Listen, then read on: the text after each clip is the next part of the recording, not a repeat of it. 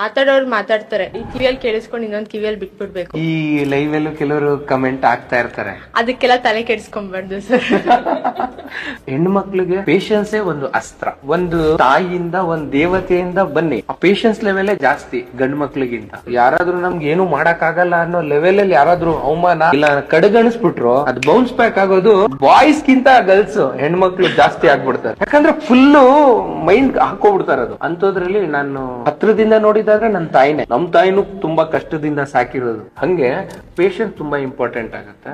20-25 ಅಲ್ಲಿ ಇರೋರ್ಗೆ ಏನ್ ಹೇಳಕ್ ಇಷ್ಟ ಪಡ್ತೀರಾ ನಿಮ್ ಡಿಸಿಷನ್ ಮೇಲೆ? ಸರ್, ನನ್ನ ಏಜ್ ಅಲ್ಲಿ ನನ್ಕಿಂತ ದೊಡ್ಡವರಾದ್ರೂ ನಾನು ಹೇಳೋದೊಂದೇ, ನಿಮ್ಗೆ ಏನ್ ಅನ್ಸುತ್ತೋ ಅದನ್ನ ಮಾಡಿ. ಬಿಕಾಸ್ ನಮ್ ಲೈಫ್ ನಾವು ಡಿಸಿಷನ್ ತಗೋಬೇಕು.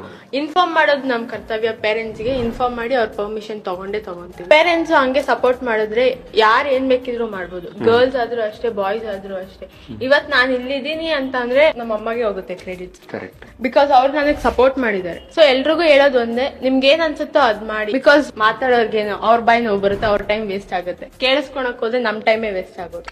Very good point. ನಾನು ಈ ಕೆಲಸ ಮಾಡ್ತಾ ಇದ್ದೀನಿ ಅಂದ್ಮೇಲೆ ಅದರಿಂದ ನನಗೆ ಖುಷಿ ಇರ್ಬೇಕು. ನನ್ಗೆ ಇವಾಗ ಇವೆಂಟ್ಸ್ ಬಂದಿರೋದಕ್ಕೆ ನನಗೆ ಸೀರಿಯಸ್ ಆಗಿ ಹೇಳ್ತೀನಿ, ಐ ಆಮ್ ವೆರಿ ಹ್ಯಾಪಿ ಇಲ್ಲಿ ವರ್ಕ್ ಮಾಡೋದು. ನನ್ನ ಓನ್ ಆಗಿ ನಾನೇನೋ ನಿಂತ್ಕೊಂತ ಇದೀನಿ, ನಾನೇನೋ ಮಾಡ್ತಾ ಇದ್ದೀನಿ ಅನ್ನೋದು ನನಗೆ ತುಂಬಾ ಖುಷಿ ಇದೆ. ಸೊ ಎಲ್ರಿಗೂ ಹೇಳೋದಂದ್ರೆ, ನಿಮ್ಗೆ ಏನ್ ಇಷ್ಟ ಆಗುತ್ತೋ ಅದ್ ಮಾಡಿ.